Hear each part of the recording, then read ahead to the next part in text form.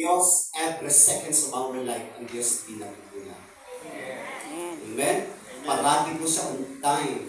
May isang estudyante, sabi niya, sige nga, i-grade mo si Lord. Kailan ba si Lord gumagra sa buhay po natin?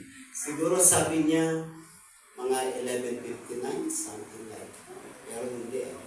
Sometimes si Lord kumikilos higit pa sa ating mga expectation.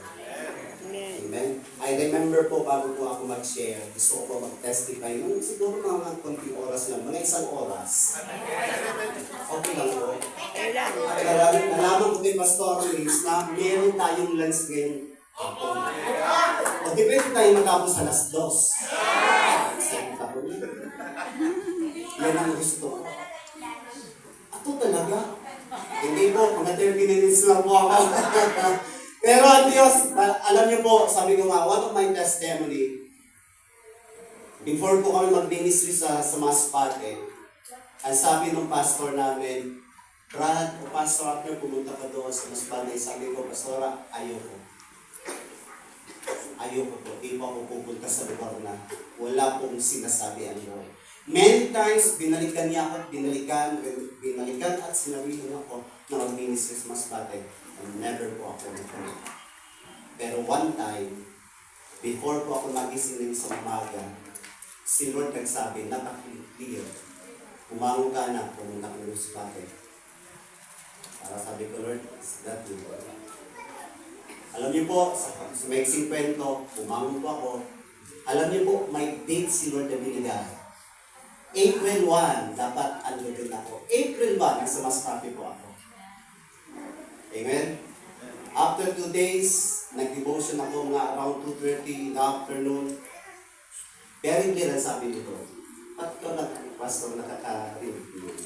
Ewan ko lang. Pero sabi ni Lord, tama na yan na prayer mo. Bibigyan kita ng lupa. O, alam niyo po, after may amen, yung tinutuloyan namin na bahay, andyan na po. Sabi niya, Pastor, tapos ka mag-pray. Sabi ko, opo, Mama. Punta tayo agad doon sa unahan. Sabi ko, tara. Lakad po kami na around 5 minutes. Narating namin yung lugar. Here comes yung isang tatay. Matanda na po siya. After 5 minutes namin mag-sharing, sabi niya ganito, Pastor, balik na po, magpapatayo po kayo ng simbahan para sa church. Sabi ko, opo. Plano lang po. Alam niyo po, sabi niya, napakalaki ng lupa. Pili lang, Pastor. Pero sabi niya, kung ako lang ang masusunod, sabi niya sa akin, mas maganda doon ang Pastor sa dulo. Wala ka ng problema. Alam niyo po, after 1 week, nag-lay out po kami. God is good. Alam niyo po, kung lupa lang pag-uusapan, napakaraming lupa dito sa earth. Ano? Pero tandaan po natin, bibigyan tayo ng Panginoon authority para i-rule ang lahat ng bagay. Amen? Amen! Kaya po, sabi nga po natin, totoo po yun sabi kanina sa isang awitin na katulad ng mga agila, this is not the time na tayo po maghina, kundi ito ang panahon na patuloy po tayo maging malakas at magtiwala sa ating Panginoon. Amen! Amen! Amen! At siyempre, sina Pastor Mitch, nakarating na ng Bicol, marami na po siyang alam siguro sa amin, ng mga testimony. Meron po tayong 5 hectares doon na willing sila magpagamit.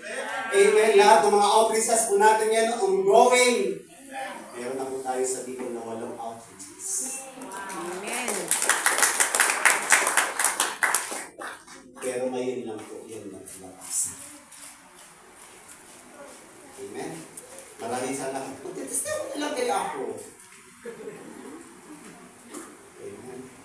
I remember po yung hindi pa ako sumako yung cellphone. Sabi ko, yes, yung isa po namin kapatid, bumili ng cellphone doon sa Taiwan. Binili siya ng kapatid niya dito sa Pilipinas. Tapos nung makita, nung nagpabili, sabi niya, hindi yan. Palitan mo yan. Alam niyo po, ang nakarating na pinag-pray ko, yung ulo. Mabuti talaga ang Panginoon nila. At mabuti ang Diyos dahil dito po kami. Masaya po kami talaga sobra. Amen! Masaya po kami. Masaya po tayo para sa Lord. Amen! Hallelujah! Kaya Kaya po ngayong umaga gusto ko lang po magbasa ng salita ng Panginoon sa Book of Ephesians chapter 3 sa verse 12. Maybe familiar po tayo dito, pero ang sabi ng Panginoon sa verse 12, and through faith in Him, we may approach God with freedom and confidence. Everybody say freedom. Di ba? Hindi, kaya wala tayo sa freedom. Feeling ko lang. Andiyan ba yan?